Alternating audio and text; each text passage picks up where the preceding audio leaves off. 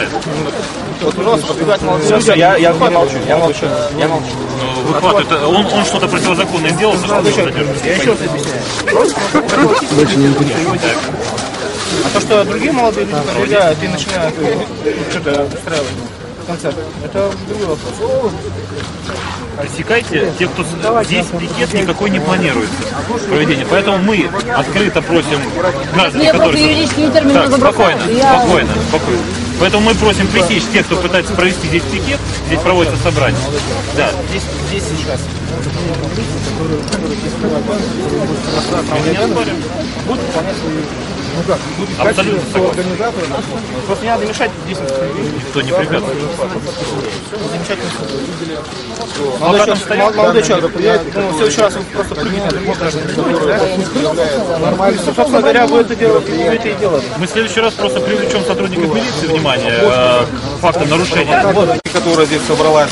Но тем не менее, люди вышли, призывали освободить людей, которые, значит, сожгли ни в чем не повинных граждан города Ухты. Это братья Махмудовы, по которым, говорю, не только тюрьма плачет, я думаю, это на электрический стул. У нас было бы разрешение на смертную казнь у судов. Наверное, мне кажется, их еще казнили бы давно.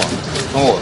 Ну, а тем не менее, вы знаете, сейчас у нас 31-я статья, она не работает, тем более вот не работает на этой площади. Вот.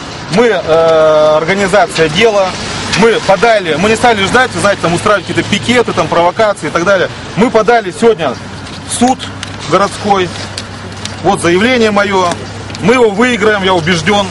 Вот.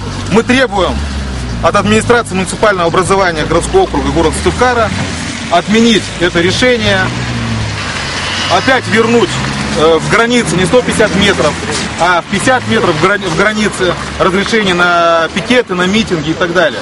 Вы знаете, у нас половина соратников, где-то около 20 человек, сейчас находятся, грубо говоря, под всевозможными санкциями. То есть это и штрафы, это и аресты. Я сам был осужден и просидел 12 суток именно за это.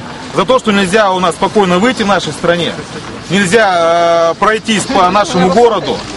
То есть обязательно нужны какие-то разрешения. Это разрешение подаешь, тебе обязательно запретят выходить, пришлют какую-нибудь молодую гвардию или пришлют какие-нибудь там, не знаю, там еще какие-нибудь прокремлевские организации, которые обязательно в этот момент будут там пикетировать или митинговать.